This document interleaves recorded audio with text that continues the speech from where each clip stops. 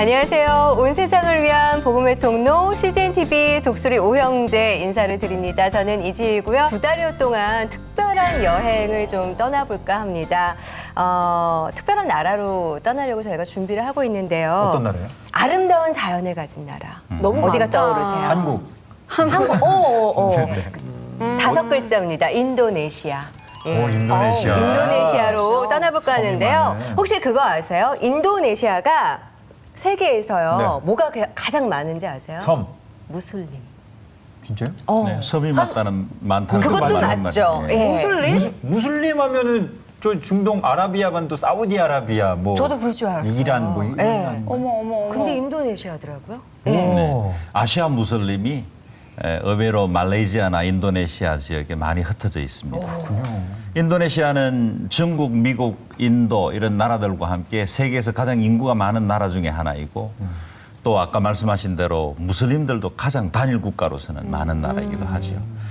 그런데 인구의 88%가 무슬림이기 때문에 그 영향력은 아시아 지역에서 계속 확대되고 있는 중이고요.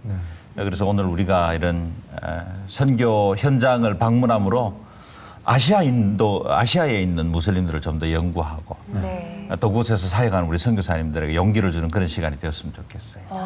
전 사실 인도네시아 하면은 뭐 신혼여행지 꽃, 뭐 발리, 파푸아 섬. 많죠, 저는 이게 많죠, 휴양지만 많죠. 생각했었는데 제가 진짜 하나님 나라에 이렇게 관심이 없었구나. 또 네. 회개를 하게 되네요. 무슬림이 그렇게 많은지 몰랐어요. 2억의 사람이 또 거기 2억 명. 무슬림으로 있죠. 엄청납니다. 엄청나구나. 그리고 아까 조금 전에 영호 씨가 섬이 가장 많은 나라 인도네시아라고 하셨는데 네. 그 섬 수가요. 네. 그냥 8천여 개도 아니고 18,000여 개의 섬이 인도네시아에 있다고 그래요. 어마어마하죠, 정말. 자, 그런 의미에서 지금부터 우리가 몰랐었던 인도네시아의 천의 얼굴 그리고 그곳에 더 모르고 있었던 선교의 현황을 차근차근 알아볼까 하는데요. 그러려면 일단 인도네시아의 수도 자카르타는 어떤 곳인지 그것부터 좀 알아봐야 되지 않을까 싶습니다. 인도네시아 선교교류의 중심이죠. 자카르타에 계시는 어성호 선교사님을 저희가 만나보고 왔거든요. 어떤 분이신지 어떤 곳에 계신지 함께 만나보시죠.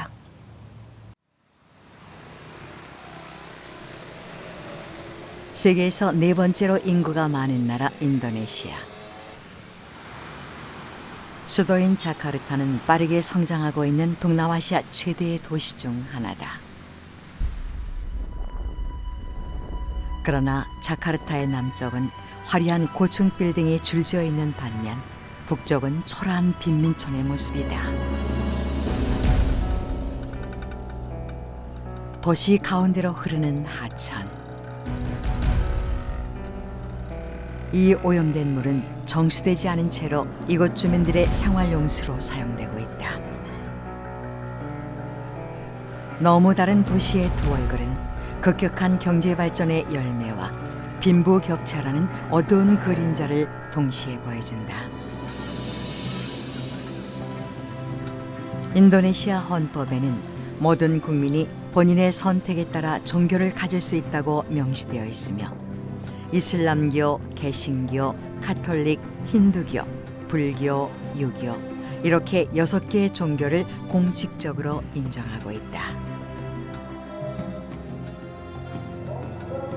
이 중 이슬람교는 가장 영향력 있는 종교로서 전체 인구의 88%가 무슬림이다. 세계에서 무슬림이 가장 많은 나라 인도네시아.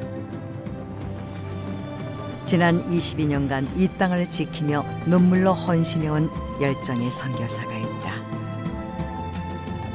하나님 아버지의 마음으로 새벽 이슬 같은 청년들을 차세대 목회자로 길러내며 이 땅의 영적 부흥을 꿈꾸는 어성호 선교사를 만나보자.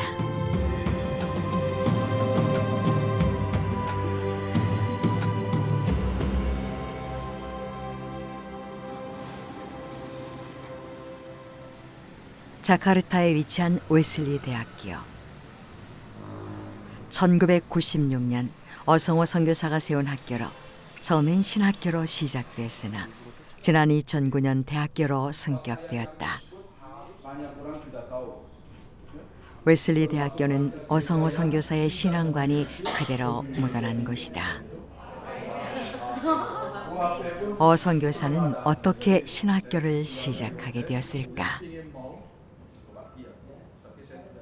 그 하나님이 기뻐하시고 하나님이 원하시는 목회자를 우리가 만들어내는 것, 이것이 신학교의 사명이라고 생각하기 때문에 인도네시아 감리교회는 비교적 다른 나라의 감리교회보다 여러 가지 제약이 있어서 확장되지 못한 그런 가운데 있었기 때문에 많은 목회자도 필요하고 또 전도자도 필요하고 그래서 저희가 신학교를 그렇게 시작할 수 있게 되었습니다. 웨슬리 대학교는 신학, 교회음악, 그리고 한국어를 비롯한 다양한 학부 과정을 가르치는 자카르타 최초의 감리교 종합대학이다. 도시뿐 아니라 열대우림에 사는 학생들까지 전국 각지의 젊은이들이 학업을 위해 웨슬리 대학교를 찾는다. 매일 점심시간 열리는 채플. 신앙 성장이 멈추지 않도록 학생 스스로 예배를 주관하는 것이 웨슬리 대학교의 강점이다. 지난 16년간 신앙적인 성장을 거듭해온 웨슬리 대학교. 과거 어 선교사는 지금의 학교 모습을 상상조차 할 수 없었다. 처음에는 시작해야 되겠다 그렇게만 생각했고 뭐 큰 그림은 그리지 못했습니다. 왜냐하면 뭐 그냥 있는 거에서 시작을 했지 저희들이 뭘 갖춰놓고 시작한 게 아니었기 때문에 그래서 한 해 한 해 하나님이 학생들을 더 보내주시고 또 필요한 사람들을 만나게 해주시고 그런 경험들을 하면서 후에는 종합대학의 꿈을 그렇게 꾸게 되었습니다. 웨슬리 대학교는 자카르타에서 가장 큰 교회인 임마누엘 감리교회가 이전한 후 남은 건물을 받아 사용하고 있다. 학교 곳곳에는 어성어 선교사의 학생들을 배려하는 마음이 드러나는데 식당은 식사 시간을 제외하고는 학생들의 독서실로 이용되고 컴퓨터를 마음껏 쓸 수 있도록 무료 인터넷을 설치했다. 어 선교사는 현재 3학년과 졸업반 학생들의 목회학 수업을 담당하고 있다. 수업 전 각각의 학생들과 친밀한 대화를 나누는 어성어 선교사. 오늘은 졸업을 앞둔 학생들에게 논문 쓰는 방법을 가르친다. Jadi saya ingatkan lagi, kalau kita mau menulis maupun artikel ataupun gaya skripsi, yang pertama harus ada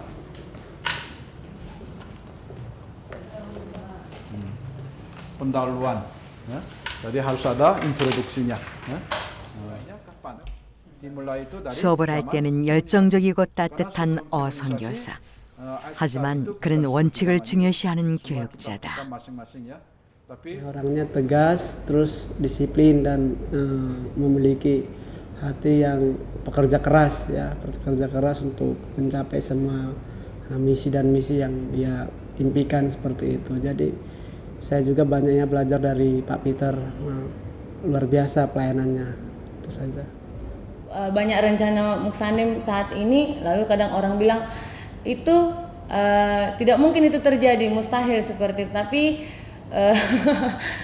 saya selalu bilang harus terus berdoa, itu pasti tercapai. Mungkin 10 tahun atau 20 tahun, tapi bagi bangsa Indonesia sendiri itu adalah mimpi yang sangat besar yang bisa mengubah banyak hal dari bangsa kami. 웨슬리 대학교에서는 한 달에 한 번 특별한 이벤트가 열린다.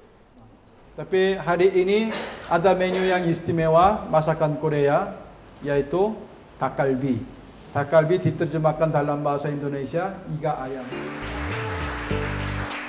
한국 음식에 대한 학생들의 반응이 뜨겁다. 어 선교사를 후원하는 한인 몇 명이 모여 한 달에 한 번 행복한 식탁이라는 무료 급식 이벤트를 열고 있다. 어 선교사도 앞치마를 두르고 학생들과 함께 행복한 식탁에 참여한다. 아이들 반응이 좀 어떻습니까? 다들 행복해하죠. 그리고 이제 한국 음식을 지난번에 우리가 그 한인교회 신학교주의를 하면서 한국 음식을 대접을 했고 오늘 이제 두 번째 먹는 학생들이 많아요. 그러니까 아마 오늘 기대가 좀 될 거예요. 처음에는 이제 익숙하지 못해서 혹시 못 먹은 학생들도 오늘은 뭐 김치도 있고 그다음에 또 닭갈비도 있고 그래서 잡채도 있고 아주 흐뭇한 표정들입니다. 이 중에는 한국어 수업을 듣는 학생들도 있다. 맛있어요. 밥 맛있기 때문에 잡채가 많이 먹었어요. 특별히 닭갈비 아주 맛있어요. 왜요? 진짜 맛있어요. 이 많은 음식을 준비한 사람은 한 사람. 묵묵히 어성호 선교사를 돕는 그의 아내 윤명희 선교사다. 학생들을 생각하는 마음은 선교사 못지않다. 먹고 건강해서 공부도 더 잘하고 또 학교에 머무는 동안에 강건한 가운데 영적으로 모든 것이 충만하게 생활했으면 좋겠어요. 조금 아까 한 번 더 들어온 학생이 있어서 더 기뻤어요. 인도네시아란 땅에서 수많은 학생들을 하나님의 자녀로 양육하기까지 하나님은 어성호 선교사를 어떻게 인도하셨을까? 인도네시아 선교의 중추적인 역할을 하는 선교사. 하지만 처음부터 그가 하나님의 계획 앞에 순종했던 것은 아니었다. 예전에 제가 신학 공부하기 전에 저를 알았던 사람들은 제가 목사가 되고 선교사가 됐다는 거에서 굉장히 놀랄 만한 점도 많을 거고 하여튼 저는 제가 원하는 대학을 가기 위해서 시험을 한 15번 본 적이 있어요.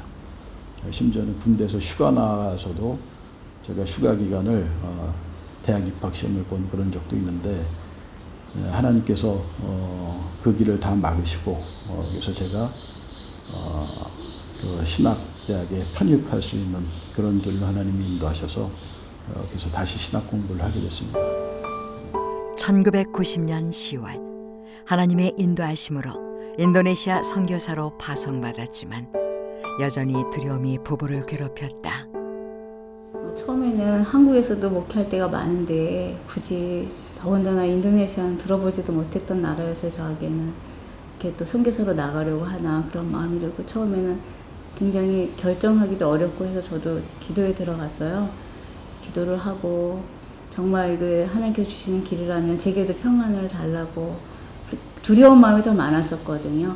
그런데 기도하는 가운데 창세기 2장 18절 말씀을 주시더라고요. 돕는 배필의 제 역할을 깨우쳐 주셔서 저는 돕는 사람이니까 어디 가든지 남편을 따라가는 게 맞는 것 같다.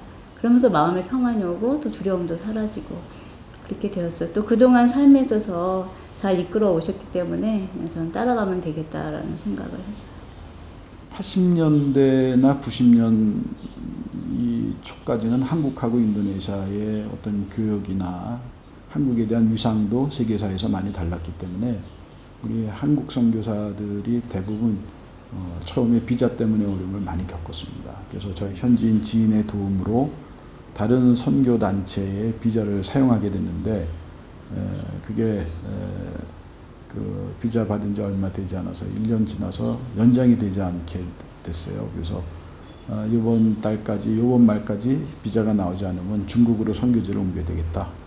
그렇게 결정을 하고 그리고 기도하는 중에 인도네시아에서 비자가 새로 시작이 돼서 잘 나오게 됐다는 연락을 받고 그래서 인도네시아에 다시 나오게 되고 그때부터 제가 수염을 기르고 더 인도네시아를 사랑하고 현지화하려고 그렇게 많이 노력을 했었습니다. 오직 하나님만 의지한 채 도착한 인도네시아.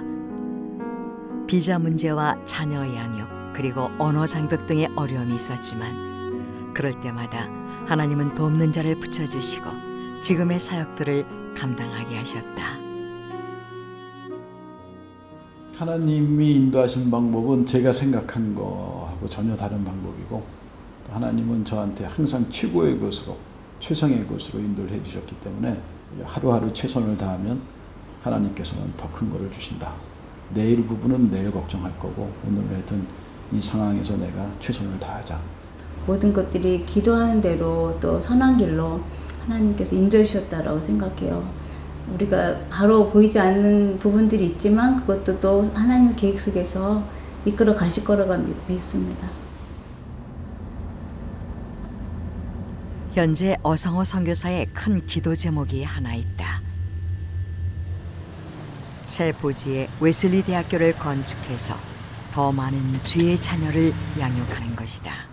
우리 학교 경계가 저기 빨간 집, 여기 저 뒤에 나무 뒤로 빨간 집 보이는데 그 뒤에 있는 높은 나무. 약 10만 제곱미터에 달하는 거대한 부지. 이 땅을 얻게 된 것은 전적으로 하나님의 은혜다. 새 부지를 위해 기도 중이었던 어 선교사는 하나님의 인도하심으로 한 현지인 교인을 만났고 이 땅을 기증받게 되었다. 이곳은 하나님이 제가 하는 일이 하나님이 주신 일이고 또 하나님이 기뻐하신다는 것을 저한테 강력하게 사인으로 보내오신 것이죠.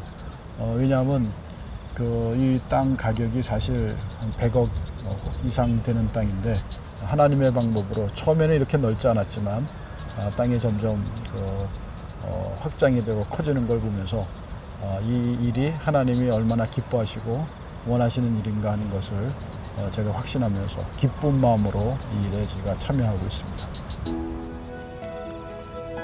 학교 건축을 시작하는 데는 많은 어려움이 있다. 하지만 지금까지 그랬던 것처럼 하나님은 어 선교사를 계속 인도해 주실 것이다. 아무래도 저희가 기독교 대학이다 보니까 건축 허가를 받는데 좀 어려움이 있습니다. 그래서 기도 요청도 드리면서 이곳에 좋은 대학교가 세워져서 정말 기독교 명문 사립대학으로서 목회자뿐만 아니라 사회를 움직일 수 있는 유능한 평신도들을 양성하는 그런 교육 기관으로 학교가 발전될 수 있도록 기도 부탁을 아울러 드립니다. 야, 그 웨슬리 대학에 있는 학생들의 눈을 보면서 네. 저는 무슬림이 얼마나 많은지는 정말 저희들이 정말 생각할 수도 없겠지만 그 초롱초롱한 눈을 봤을 때 뭔가 하나님의 빛, 소망 이런 것들이 좀 느껴졌었거든요. 네. 그 섬이 한 18,000개가 된다고 했잖아요. 어마어마해요. 그곳에 저분들이 할 일들이 굉장히 많을 텐데 앞으로 어떻게 사용하실지 저 네. 빛들이 어떻게 그 어둠을 물리칠지 그런 것들 좀 상상하면서 보니까 굉장히 좀 벅차오르는 그런 영상이 아니었나. 네. 정말 놀랍네요. 무슬림의 땅에 저런 예배자들 그리고 신학생들이 자라나고 있다는 것 정말 하나님의 행하심이 아름답고 귀하고 또 우리 어성호 선교사님 통해서 이루는 그 사역들을 보면 마치 저게 그냥 단순한 건물이나 학교가 아니라 그분의 영성이 배겨나 있고 네. 또 그분을 통해서 행하시는 하나님의 손길이 보이는 것 같아서 참 감격이 있습니다. 네, 웨슬리 신학교는 인도네시아 선교의 교두보적인 그런 역할을 잘 감당하고 있다고 그러죠. 우리 어성호 선교사님은 교육을 통해서 현지 목회자를 키우는 것은 물론이고요. 여러 후배 선교사들이 함께 일할 수 있도록 자리를 또 마련해주고 도움을 주는 일까지도 지속적으로 하고 계시다는 얘기를 들으니까 정말 먼 곳에 계시는 분이고 화면을 통해서 뵌 분이긴 하지만 너무 든든하고 정말 이렇게 옆에 있으면 그냥 도와주고 싶은 마음이 절로 날 것 같은 그런 힘을 갖고 계시는 분이지 않나 싶어요. 네, 도와드리고 싶은데 또 카리스마도 너무 넘치셔가지고 그러니까요. 바로 순종할 수 있을 것 같아요. 왠지 이제 도와드리고 싶은데 다 하실 수 있을 것 같은 그런 또, 에너지가 또 예. 느껴지시더라고요. 또 15번 정도 시험을 보셨다고 했잖아요. 네네. 그럼 근성 있는 분들을 하나님이 정말 사용하시는 것 같아요. 정말 뭔가 배울 만한 점이 굉장히 많은 그런 선교사님인 것 같고 그것도 아름답게 하나님께서 또 도구로 사용하시는 모습에 또 감격을 받고 또 아유 너무 감동했네요. 네. 아우, 그리고 진짜. 어선교사님께서 또 기도 네. 부탁하시기를 자신의 재능으로 섬겨줄 수 있는 많은 그 선교사님들, 지원자분들을 필요한 것 같아요. 맞아요. 아무래도 우리가 뭐 서문 1만 8천 개, 2억 명의 무슬림들 다 케어하려면 그분들에게 복음을 전하려면 어성호 선교사님의 든든한 어떤 동역자분들이 있으면 훨씬 좋지 않겠습니까? 맞습니다. 그러니까 인도네시아의 부흥을 꿈꾸는 분들이라면 웨슬리 신학교에 문을 또 한번 두드려 보시는 것이 어떨까 그런 생각이 예, 드네요. 두드리면 열린다고도 하셨으니까 성교의 문은 닫혀 있는 게 아니라 그리고 누구 특별한 사람에게 열려 있는 게 아니라 정말 누구에게나 활짝 열려 있지 않나 싶습니다. 많은 후원 또 헌신 여러분들께 부탁드리면서요. 지난 22년간 열방을 향해 복음의 씨앗을 뿌려온 우리 어성호 선교사님 그의 인내와 수고가 인도네시아에서 많은 열매를 맺고 있고 앞으로도 맺을 거잖아요. 어떤 결실을 지금까지는 가져왔는지 그 현장 속으로 함께 가보시죠.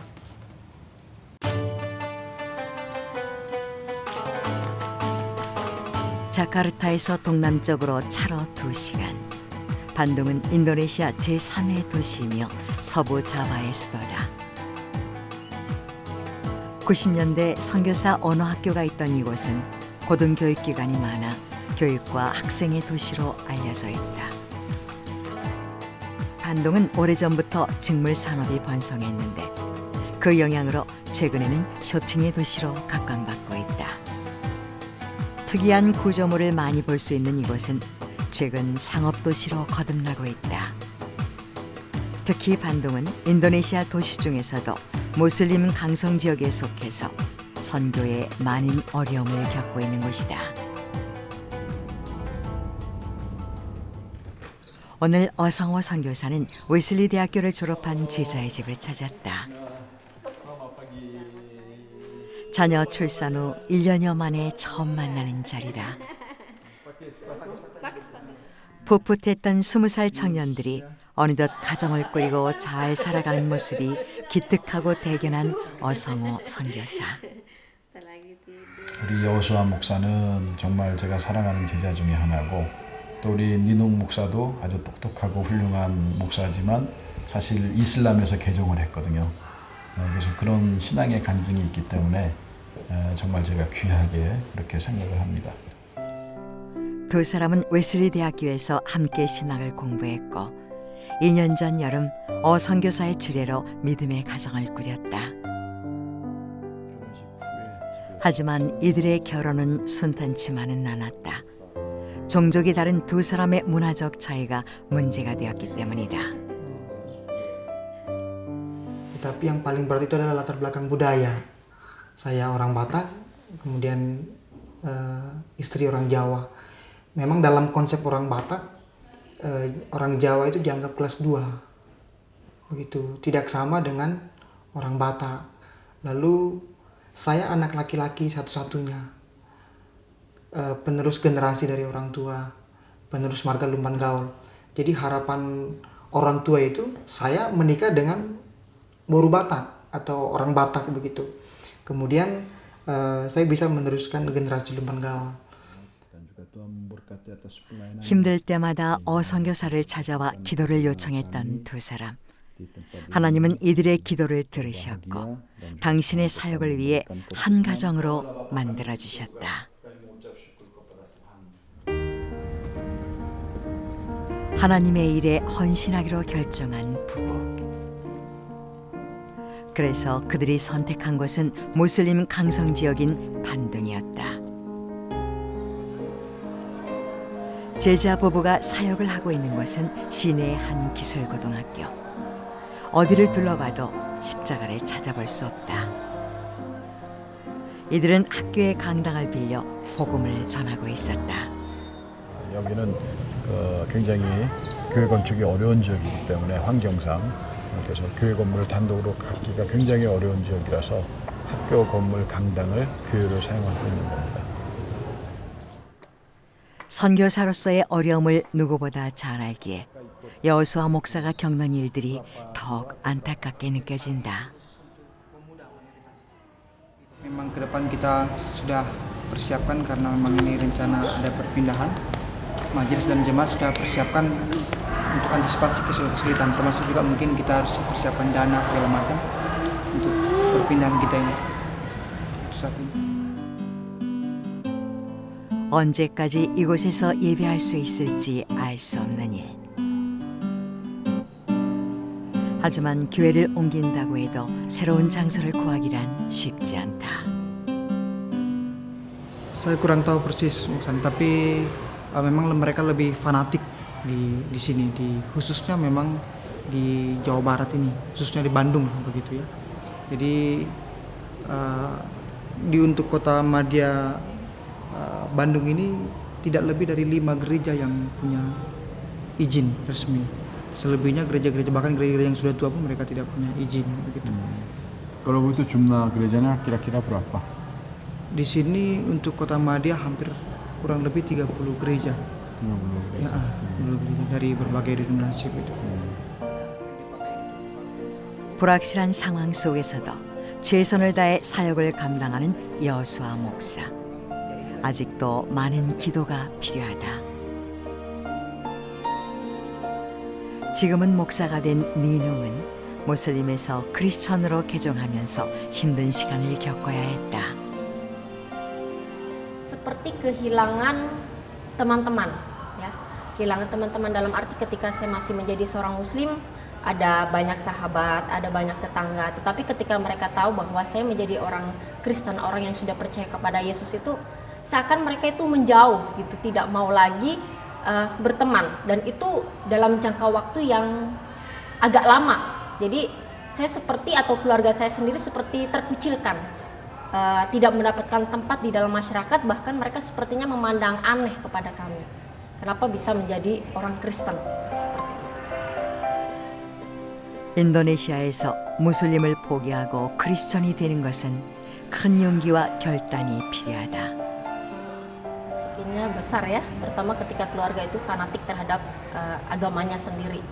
Jadi memang ada banyak pengalaman, terutama di dalam kehidupan saya banyak mengenal juga untuk orang-orang yang berpindah agama dari Muslim ke Kristen itu biasanya yang pasti terjadi itu dikucilkan atau diasingkan dan mendapatkan perlakuan yang berbeda. Dan mereka tetap mengharapkan bahwa orang ini akan kembali kepada kepercayaan yang lama.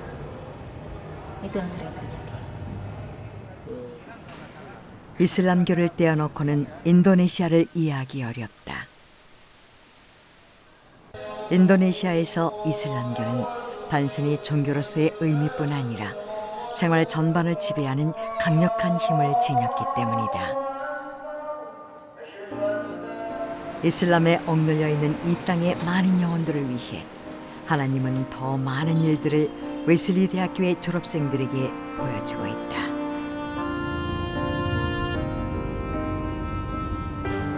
반동 시내에 위치한 한 기술대학.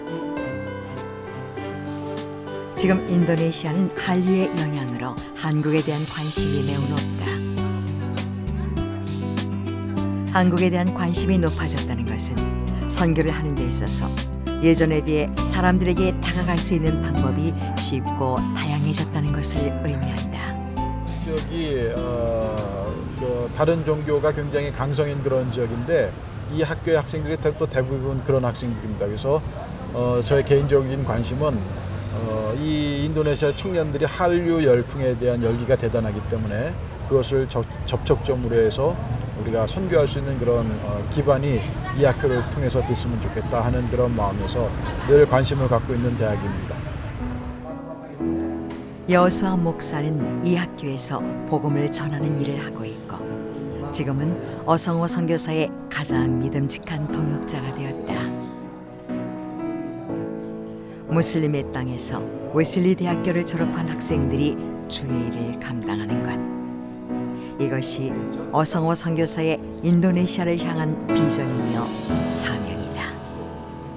목회나 또는 교육이나 한 지도자가 또는 목사님이 교인을 돌봐서 교인들이 훌륭하게 신앙으로 성숙하는 일이나 아니면 한 사람의 스승이 제자들을 잘 키워서 훌륭한 사회의 역할을 감당하는 것, 이것이 아마 보람이고 교육의 효과라고 생각되어집니다. 그래서 저는 부족하지만 하여튼 더 최선을 다해서 제가 지금 가르치고 있는 학생들에게 정말 좋은 영향력을 미칠 수 있는 그런 선생이 될 수 있도록, 스승이 될 수 있도록 더욱더 노력해야 되겠다는 그런 각오고, 우리 제 제자인 니농 목사와 또 여수아 목사가 사역하는 것에 대해서 아주 만족하고 끝까지 성공적인 사역을 했으면 하는 그런 바람과 소망을 갖습니다. 영적 전쟁의 땅에서 하나님을 의지하고 끊임없이 하나님의 새 일에 도전하는 어성호 선교사. 사랑으로 제자를 양육하고 이 땅의 복음화를 위해 달려가는 그의 사역은 오늘도 멈추지 않고 계속된다. 인내와 수고로 한 걸음씩 나아가는 어성호 선교사를 통해 더 많은 주님의 일꾼이 이 땅에 모여지기를 간절히 기도한다.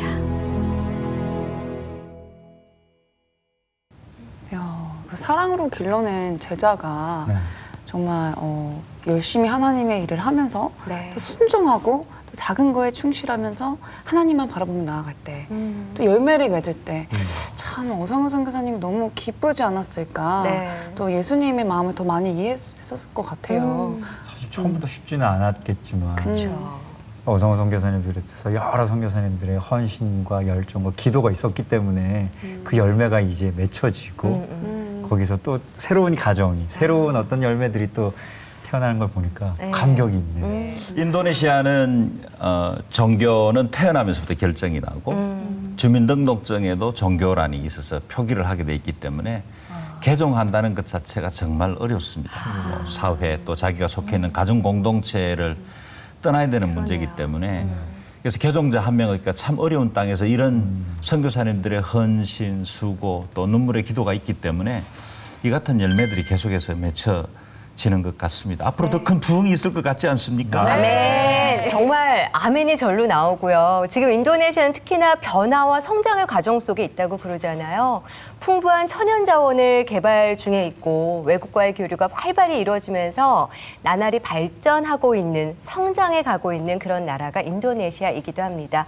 그만큼 사람들의 인식도 많이 바뀔 수 있는 여지가 있는 나라가 아닐까 이런 생각도 들어요. 사실 이렇게 뭐 단기 선교를 갈 때 목사님들이나 선교사님이 항상 하시는 말씀이 있어요. 편견에 갖지 마라. 아, 예. 동남아시아든 어디든 뭐 가난한 나라다. 네. 한국 우리가 더 잘 사니까 도와주는 거다. 이런 마음을 가지면 그게 진짜 제일 위험한 거라고 말씀을 맞아요. 하시더라고요. 예. 그런 마음이 아닌 정말 동등한 관계로 그런 곳에 가서 자꾸 나눠주는 입장이 돼야지 편견을 가지면 정말 안 되는 것 같아요. 맞습니다. 인도네시아는 지금 경제적으로도 그렇고 또 국제적인 영향력에서도 점점 능력이 커지고 있습니다. 그렇죠. 한국과의 교역도 최근에 늘어나고 있고 네. 우리가 그 인도네시아를 정말 사랑하는 마음으로 가서 섬기면 그 땅에서 좋은 열매들이 맺힐 텐데요. 1995년부터 사역하신 우리 어성호 사님도 변화와 필요성을 강조하셨는데요. 네. 현재 인도네시아의 상황을 정확히 바라보면서도 미래적인 인도네시아의 그 사역적 전략, 예를 들면 인도네시아는 이제 복음화가 이루어진 자바섬이나 중국인들 중심으로 있는 것들이 이제 다른 민족들로 많이 흘러가야 되거든요. 그래서 그 많은 섬들 중에도 네. 아직도 복음을 기다리는 사람들이 많기 때문에 그런 전략적 접근이 필요하고 우리도 기도할 때 그와 같은 일에 집중해서 기도했으면 좋겠습니다. 특히나 이제 전문화된 선교 인력들, 네. 전문화된 어떤 선교사님들의 역할이 이제는 점점 더 강화되는 추세잖아요. 그렇죠. 그러니까 인도네시아뿐만 아니라 네. 수많은 어떤 다른 나라에서 전문화된 어떤 그런 하나님의 일꾼들을 찾고 계시지 않을까. 하나님께서도 이제 예. 그 달란트대로. 주님이 부르실 때 기꺼이 도구로 사용되기 원하며 또 눈물과 기도로 담대하게 열방을 섬기고 계신 우리 선교사님들, 그분들께 사랑과 감사를 전하면서 오늘 독수리 오영제는 여기서 인사드리도록 하겠습니다. 선교사님 사랑합니다.